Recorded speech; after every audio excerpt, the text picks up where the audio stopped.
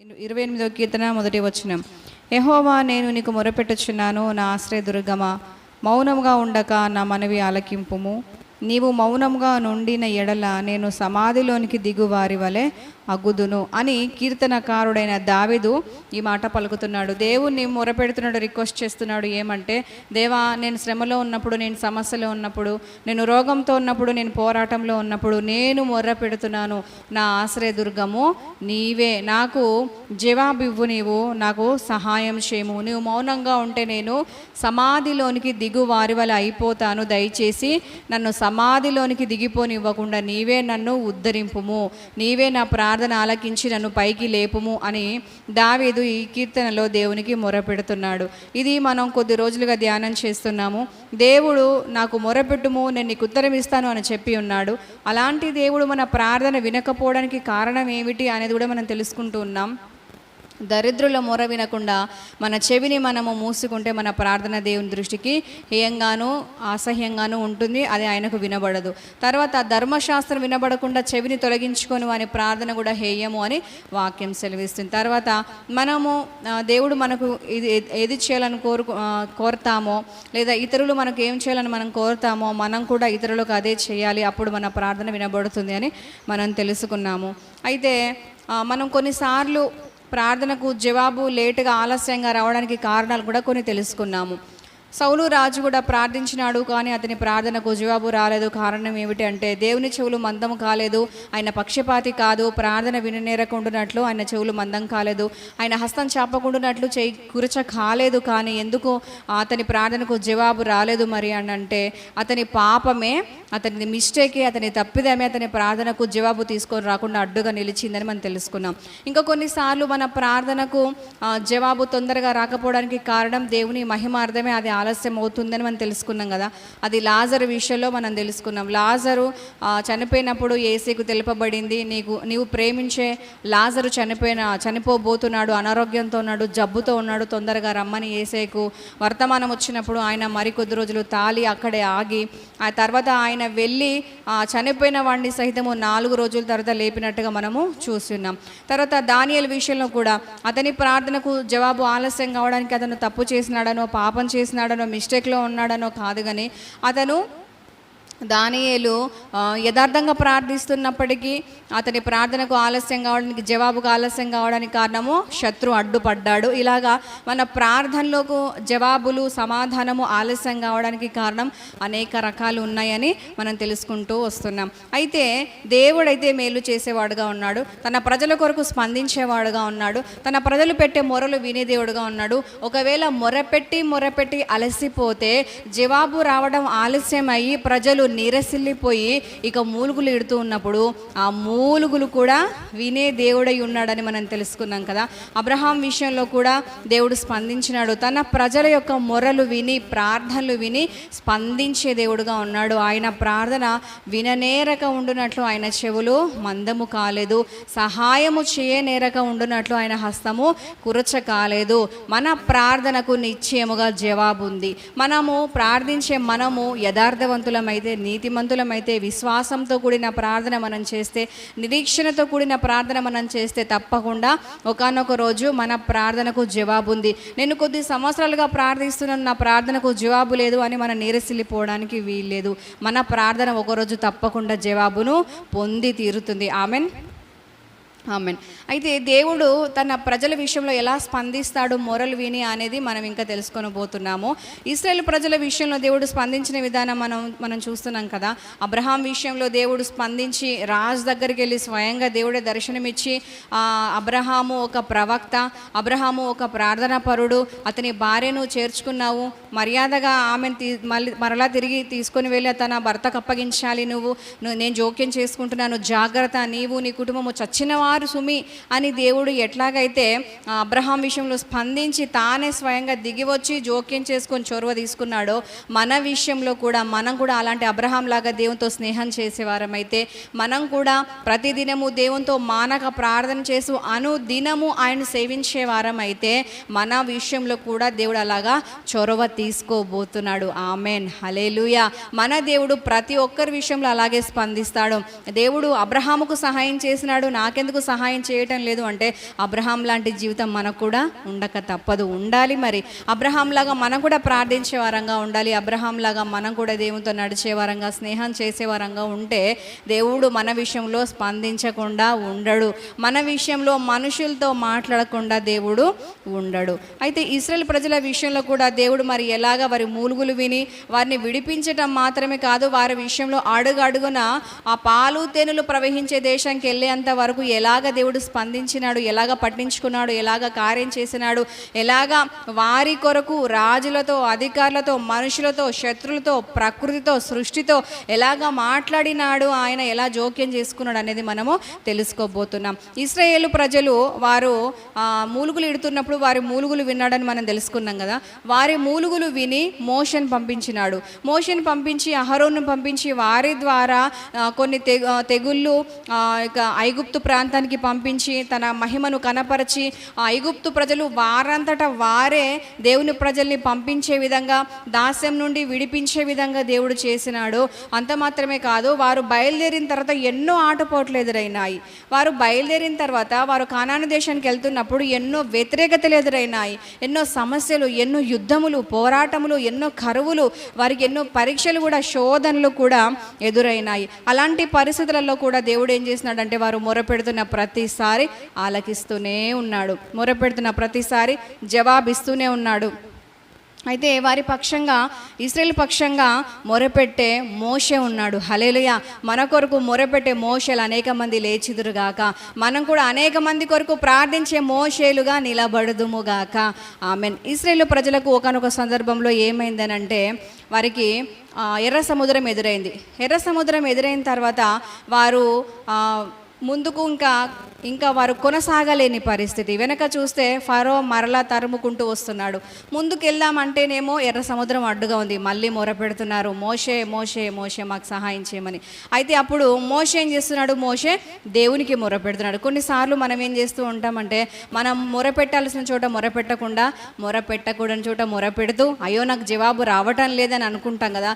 కొన్నిసార్లు మనకు తొందర ఎక్కువైనప్పుడు, టెన్షన్ ఎక్కువైనప్పుడు, మనకు భయం ఎక్కువైనప్పుడు మనం ఏం చేస్తూ ఉంటామంటే దేవుని దగ్గర మొరపెట్టడానికి బదులు తొందరపడి ఏం చేస్తూ ఉంటామంటే మనుషుల దగ్గరికి వెళ్ళి మొరపెడుతూ ఉంటాం, మనుషుల దగ్గరికి వెళ్ళి బ్రతిమాలుతూ ఉంటాం, మనుషుల దగ్గరికి వెళ్ళి సహాయాన్ని అర్థిస్తూ ఉంటాం కదా. ఇలాంటి సందర్భాలు నా జీవితంలో కూడా ఎదురైనాయి. నాకు శ్రమలు, సమస్యలు ఎదురైనప్పుడు నేను దేవుని వైపు కాకుండా మనుషుల దగ్గరికి వెళ్ళి మనుషుల్ని తొందర పెట్టడం, వారిని బలవంతం చేయడం, వాళ్ళని బ్రతిమాలడం ఇలాగ చేస్తూ మరలా తిరిగి నేనే రియలైజ్ అయ్యి అయ్యో నేను మొరపెట్టాల్సింది దేవుని దగ్గర కదా, మనుషులకు ఎందుకు ఇంత బ్రతిమాలి వారిని బలవంతం చేస్తూ వారి దగ్గర బ్రతిమాలుతున్నాను, ఇది నాది పొరపాటు అని చెప్పేసి మరలా తిరిగి నేను పశ్చాత్తాపడి దేవుని వైపు తిరిగిన వెంటనే జవాబులు పొందుకున్న సందర్భాలు అనేకంలో నా జీవితంలో కూడా ఉన్నాయి. ఇలాంటి సందర్భం మీకు ఎదురుగాలేదా? అయ్యే ఉంటుంది కదా. మనము ఎన్నోసార్లు దేవుని దగ్గర మొరపెట్టాల్సింది పోయి మనుషులను బలవంతం చేస్తూ ఉంటాం. ఎందుకు అంటే టెన్షన్ ఎక్కువైపోయి. లాస్ట్ వీక్ మనం విన్నాం కదా, సౌలు రాజు కూడా ఏం చేసినాడు? సౌలు రాజు ఆ యొక్క మనుషులు వెళ్ళిపోతున్నారు, ప్రజలు పారిపోతున్నారు, భయపడి యుద్ధం వచ్చిందని చెప్పేసి సమూయేలు వచ్చేంత వరకు తాను ఆగకుండా ఏం చేసినాడు? తొందరపడి. భయం వల్ల ఏమొచ్చింది అతనికి? తొందరపాటు, టెన్షన్ వచ్చింది, కలవరం వచ్చింది, కంగారు వచ్చింది. ఏం చేస్తున్నాడో అర్థం కాలేదు. అలాంటి సమయంలో సౌలు రాజు ఏం చేసినాడు? ఆ తొందరపాటులో తాను సమూయేలు కోసం ఆగకుండా బలులు అర్పించి భ్రష్టుడిగా నిలబడిపోయినాడు, తప్పిపోయిన వాడుగా, తను తొలగిపోయిన వాడుగా, దేవుని ఆజ్ఞను ధిక్కరించిన వాడుగా నిలబడిపోయినాడు. అలాంటి సాక్ష్యం అతను పొందుకున్నాడు. అయితే తొందరపాటు అనేది మనల్ని ఏం చేస్తుందంటే దేవుని వైపు కాకుండా మనుషుల వైపు తిరిగేలా మనల్ని ప్రేరేపిస్తుంది. కాబట్టి ప్రతి విధమైన తొందరపాటు, టెన్షన్, కలవరం మన నుండి యేసు నామములో తొలగిపోవునుగాక. దేవునికి దూరం చేసే భయములన్నీ మనలో నుంచి తొలగిపోవునుగాక. మన మనసు ఎల్లప్పుడూ ప్రతి పరిస్థితిలో దేవుని మీదనే ఆనుకొని ఉండునుగాక. ఆమెన్. ఎర్ర సముద్రం దగ్గర ప్రజలు ఏం చేస్తున్నారు? మోషేను బలవంతం చేస్తున్నారు, మోషే మీద సనుక్కుంటున్నారు, మోషే మీద గొనుక్కుంటున్నారు, మోషే మీద పడి ఇంకా అతన్ని చంపడానికి ప్రయత్నం చేస్తున్నారు, కొట్టడానికి ప్రయత్నం చేస్తున్నారు. ఎంత పని చేసినావు, మమ్మల్ని ఎందుకు తీసుకొచ్చినావు? ఫస్ట్ ఏమో బయలుదేరేటప్పుడు సంతోషించినారు, మోషే వచ్చినాడు కాబట్టి మేము బయటపడ్డాము. మోషే వచ్చినాడు కాబట్టి మాకు విడుదల దొరికింది, మోషే వచ్చినాడు కాబట్టి మాకు ఆదరణ దొరికింది, స్వేచ్ఛ స్వాతంత్రాలు దొరికినాయి అని సంతోషపడ్డారు. కానీ శ్రమ ఎదురైన తర్వాత మరలా తిరిగి ఏ మోషే మీద సంతోషం వ్యక్తం చేసినారో అదే మోషే మీద తిరుగుబాటు చేసినారు. ఇది మనుషుల యొక్క నైజం అయి ఉంది. అయితే ఆ తర్వాత మోషే ఏం చేసినట్టే మరలా తిరిగి దేవుని దగ్గరికి వెళ్ళి మొర పెడుతూ ఉన్నప్పుడు దేవుడు మొర ఆలకించి దేవుడు ఏం చేశాడంటే, మోషే నీవు నాకేలా మొర పెడుతున్నావు, నీ చేతిలో ఉన్న కర్ర చాపు అన్నాడు. అన్న తర్వాత దేవుడు ఏం చేయడం మొదలుపెట్టినాడంటే, మొర్ర విన్న దేవుడు, ప్రార్థన విన్న దేవుడు మౌనంగా ఉండలేదు, కానీ తన ప్రజల కొరకు మోషే కొరకు ఒక అద్భుతం చేయదలిచినాడు. మన ప్రార్థన వింటున్న దేవుడు మన విషయంలో ఒక అద్భుతము చెయ్యునుగాక, మన కొరకు ఆయన స్పందించునుగాక, ఆయన మాట్లాడవలసిన వారితో మాట్లాడునుగాక, ఎవరెవరిని స్పందింప చేయాలో వారిని స్పందింప చెయ్యునుగాక, ఎవరెవరిని ప్రేరేపించాలో మన కొరకు వారిని ప్రేరేపించునుగాక. ఆమెన్. మోషే దగ్గర మోషే ప్రార్థించినప్పుడు మోషే ప్రార్థన విన్న దేవుడు నీ దగ్గర ఉన్న కర్రను చాపు అని చెప్పి తాను కూడా పని చేయటం మొదలుపెట్టాడు. మన కొరకు మన దేవుడు క్రియ చేయునుగాక, కార్యము చేయునుగాక, పని చేయునుగాక. ఆమెన్. ఏం పని చేస్తున్నాడు, ఏం ఆజ్ఞాపిస్తున్నాడు అంటే తూర్పు గాలికి చెప్తున్నాడు. ఆయన మౌనంగా ఉండలేదు, కానీ ఏం చేస్తున్నాడు, తూర్పు గాలికి చెప్తున్నాడు, తూర్పు గాలి నీ వెళ్ళి రాత్రంతా ఎక్కడ ఉండాలి అని అంటే, ఎక్కడ వీచాలి అంటే సముద్రం మీద వీచాలి. దేవుడు తన తూర్పు గాలిని పంపించి మన సమస్యల మీద వీచేలా ఆజ్ఞాపించునుగాక. మన దేవుడు మన విషయంలో తూర్పు గాలిని పంపించి మన సమస్యలను చెదరగొట్టునుగాక. ఆమెన్. అక్కడ దేవుడు ఏం చేసినాడంటే తూర్పు గాలికి ఆజ్ఞాపించి, మోషే ప్రార్థన విని తూర్పు గాలికి ఆజ్ఞాపించి ఎర్ర సముద్రం మీద వీచు అని అన్నప్పుడు రాత్రంతా వీచిందట. నిజంగా సృష్టి కూడా దేవునికి ఎంత అద్భుతంగా లోబడుతుంది చూడండి. దేవుని మాట విన్న సృష్టి తూర్పు గాలి రాత్రంతా ఒకటే చోట వీస్తుంది. అసలు గాలి ఎప్పుడు ఎలా వీస్తుంది మనకు తెలుస్తుందా, మనకు అర్థమవుతుందా, దాన్ని మనం గుర్తుపట్టగలమా? గుర్తుపట్టలేము. ఒక రాత్రి అంతా గాలి వస్తే మరొక రాత్రి అలాగే వస్తుందని మనం ఆశిస్తే రాకపోవచ్చు కదా. ఒక పగలంతా గాలి వీస్తే మరలా నెక్స్ట్ పగలంతా అలాగే వీస్తుందేమని మనం అనుకుంటే ఆ గాలి వీచకపోవచ్చు కదా. గాలి ఒకసారి ఒక చోట మరొకసారి మరొక చోట వీస్తుంది. కానీ దేవుని స్వరం విని, దేవుని మాట విని ఆ తూర్పు గాలి ఏం చేస్తుందంటే ఒక రాత్రంతా నిలకడగా ఒకే చోట వీస్తూనే ఉంది. హల్లెలూయా. మన విషయంలో దేవుని కార్యము, మన కార్యము సంపూర్తి అయ్యేంత వరకు జరుగుతూనే ఉండునుగాక. దేవుని హస్తము వెనక తీయక ఆయన మన కొరకు పని జరిగిస్తూనే ఉండునుగాక. మన కొరకు ఏ మంచి కార్యము దేవుడు ప్రారంభించాడో, ఏ సత్క్రియ ప్రారంభించాడో అది ముగించేంత వరకు ఆయనే క్రియ చేస్తూ ఉండునుగాక. ఆమెన్. అక్కడ ఇశ్రాయేలు ప్రజల పక్షంగా మొరపెట్టిన మోషే మొరను విన్న దేవుడు ఏం చేస్తున్నాడు, మౌనంగా ఉండకుండా మొర విన్న దేవుడు స్పందించి తూర్పు గాలికి ఆజ్ఞాపించి ఎర్ర సముద్రం మీద వీచుమన్నప్పుడు అది వీచింది. తెల్లవారేసరికి ఏం అద్భుతం జరిగిందంటే సముద్రం పాయలైపోయింది. హల్లెలూయా. దేవుడు ఒక్క రాత్రిలో అద్భుతం చేయటకు సమర్థుడు, ఒక నిమిషంలో అద్భుతం చేయటకు సమర్థుడు, ఒక రోజులో అద్భుతం చేయటకు సమర్థుడు. మన కొరకు జరగవలసిన కార్యములు ఎక్కడెక్కడ పెండింగ్ పడి ఉన్నవో ఇదే రాత్రి ఒకటే రోజులో యేసు నామములో కార్యం సంపూర్తి అవ్వునుగాక. ఆమెన్. అక్కడ ఇశ్రాయేలు ప్రజల కొరకు మోషే మొరపెడుతున్నప్పుడు దేవుడు మౌనంగా ఉండలేకపోయినాడు.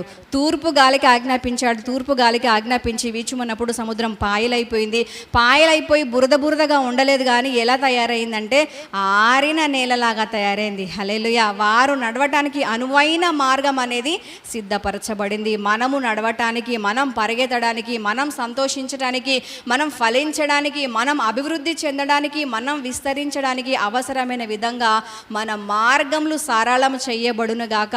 ఆరిన నేలలుగా అవి సిద్ధపరచబడునుగాక. ఆమెన్.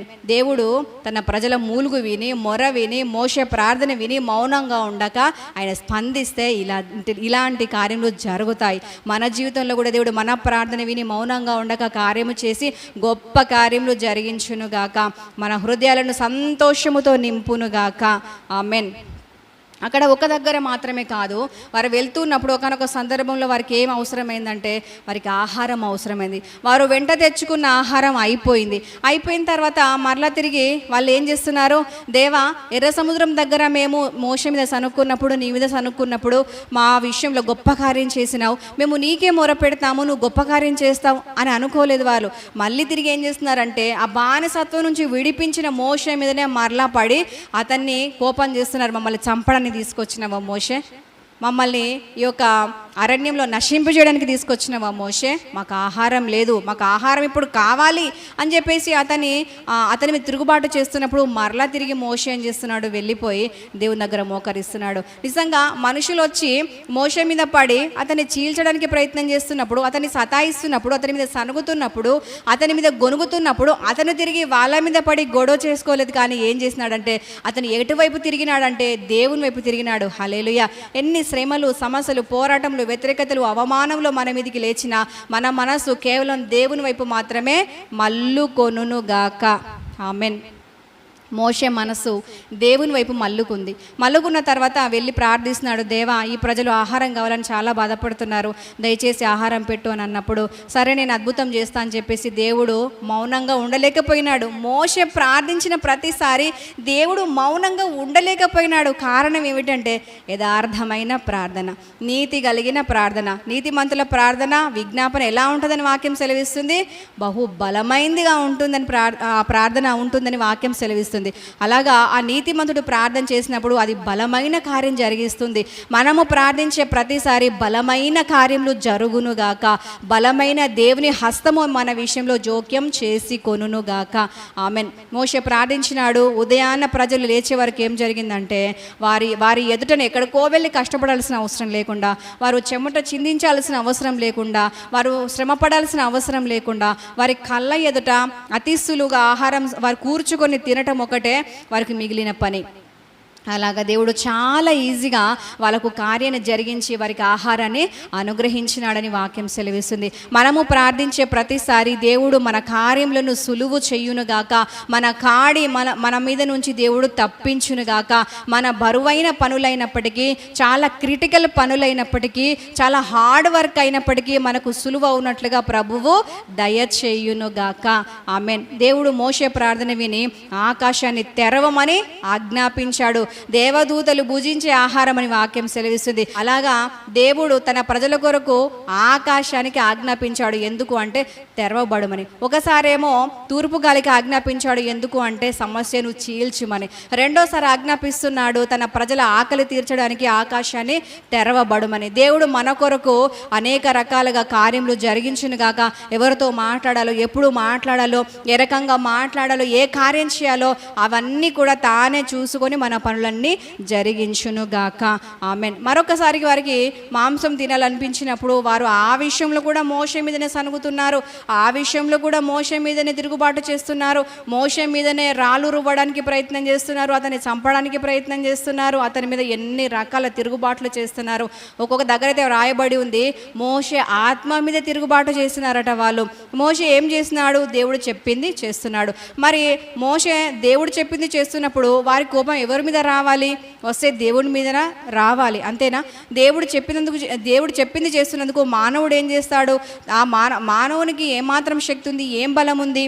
కానీ అదంతా ఆలోచించకుండా ప్రజలు ఏం చేస్తున్నారంటే మోషే మీద తిరుగుబాటు చేసి అతని ఆత్మను ఎంతో నలిగిపోయేలా చేసి అతని బాధ పెట్టి అతను నోరు జారి మాట్లాడి కాని మాట పలికే విధంగా అతని బాధ పెట్టినారు. అంత బాధ పెట్టినప్పటికీ అతడు నీతి గల ప్రార్థన, యథార్థత కలిగిన ప్రార్థన చేయడం వల్ల ఆ ప్రార్థన దేవుని దృష్టికి యోగ్యమైనదిగా ఉంది. కాబట్టి దేవుడు మౌనంగా ఉండలేక ప్రతిసారి కార్యం చేస్తూనే వస్తున్నాడు. ప్రతిసారి కార్యం, అద్భుత కార్యములు, మహత్కార్యములు ఇంతవరకు ఎప్పుడు ఎక్కడ ఏ జనం మధ్యలో చెయ్యబడని అద్భుతములు, ఎప్పుడు ఎక్కడ ఏ జనము కొరకు చెయ్యబడని అద్భుతములు దేవుడు చేస్తూ వస్తున్నాడు. మన ప్రార్థన కూడా అలాంటి బలమైన, ఘనమైన, ఆశ్చర్యమైన కార్యములు జరిగించునుగాక. ఆమెన్. యథార్థమైన ప్రార్థన దేవుని మౌనంగా ఉండనివ్వదు. కాబట్టి యథార్థమైన ప్రార్థనలు మనం చేస్తూ దేవుని ద్వారా జవాబులు పొందుకునే వారంగా మనము ఉందుముగాక. ఆమెన్. ఒకవేళ దేవుడు మౌనంగా ఉంటే ఏం జరిగేది? ఎర్ర సముద్రం దగ్గర దేవుడు మౌనంగా ఉంటే ఏం జరిగేది? మనం ఆలోచన చేస్తే అక్కడ పెద్ద వధ జరగాల్సింది, లేకపోతే ఇంకేం జరగాల్సింది? ఇశ్రాయేలు ప్రజలు వెనక తిరిగి బానిసత్వంలోకి, దాస్యంలోకి వెళ్ళిపోవలసి వచ్చేది. కానీ అక్కడ మనం ఆలోచన చేస్తే చాలా సింపుల్గా మనం మాట్లాడుతున్నాం, కానీ ఒక్కొక్కరికి హార్ట్ పేషెంట్లు అయి ఉండొచ్చు, ఒక్కొక్కరికి బీపీ, హై బీపీ అయి ఉండొచ్చు కదా. ఎంత భయంకరమైన పరిస్థితి! అమ్మయ్య మాకు విడుదల దొరికింది, మేము స్వతంత్రులం అయ్యాము, ఇక దాస్యము లేదు అని హ్యాపీగా వెళ్తున్నప్పుడు మరలా తిరిగి ఫరో సైన్యం వస్తున్నది అని తెలిస్తే ఇక వాళ్ళకు ముందు పారిపోదామంటేనేమో అక్కడ సముద్రం అడ్డుగా ఉంది. ఒకవేళ దేవుడు అక్కడ జోక్యం చేసుకోకపోతే, దేవుడు మొర్ర వినకపోతే, దేవుడు తూర్పు గాలికి ఆజ్ఞాపించకపోతే, దేవుడు మౌనంగా ఉంటే వారికి ఏమైపోయేదంటే సమాధిలోనికి దిగిపోయేవారు. ఈ కీర్తనలో దావీదు అదే అంటున్నాడు కదా, దేవా నువ్వు మౌనంగా ఉంటే నేను ఏమైపోతాను అన్నాడు దావీదు.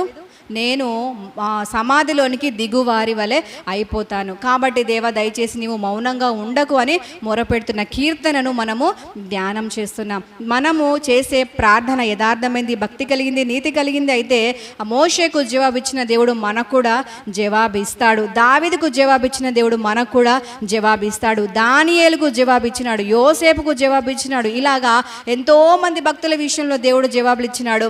మన విషయంలో కూడా ఆయన జవాబు ఇవ్వడానికి సిద్ధంగా ఉన్నాడు.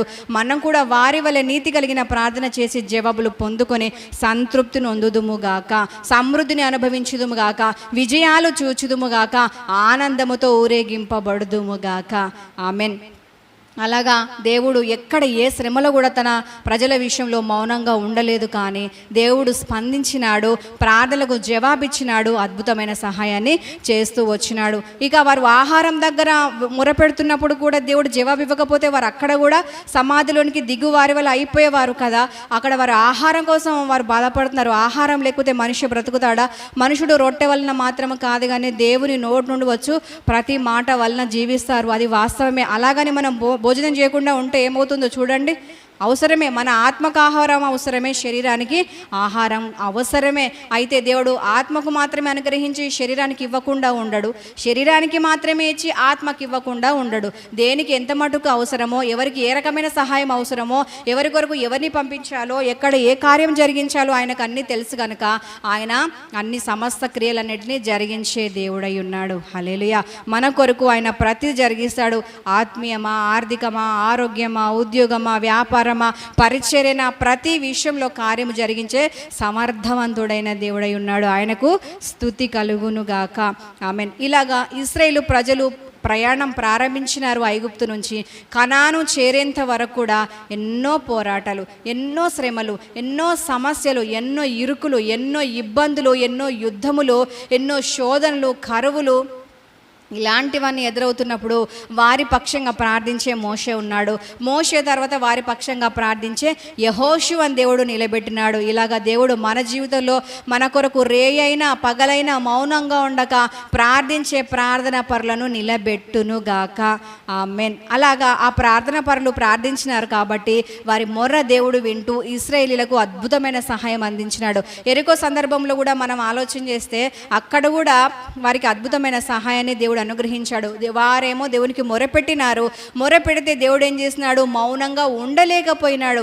మౌనంగా ఉండక ఏం ఆజ్ఞాపించినాడు? దూతలకు ఆజ్ఞాపిస్తే వారు వచ్చి ఆ ప్రజలకు కనబడలేదు, కానీ గోడలను కూల్చివేసినారు. గోడలు కూల్చివేసిన తర్వాత వారు వాటిని తొక్కుకుంటూ వారి దారిన వారు సంతోషంతో వెళ్ళిపోయినారు. అలాగా మన జీవితంలో ఏ గోడలు, ఏ సమస్యలనే గోడలు, ఏ రోగములనే గోడలు, ఏ పోరాటంలోనే గోడలు, ఏ శోధనలనే గోడలు ఎరుకో గోడల వల్ల అడ్డుగా నిలబడ్డాయో, యేసు నామములో మన పక్షంగా దూతలు పోరాడును గాక, వాటిని కూల్చును గాక, మనకు విజయము దయచేయును గాక.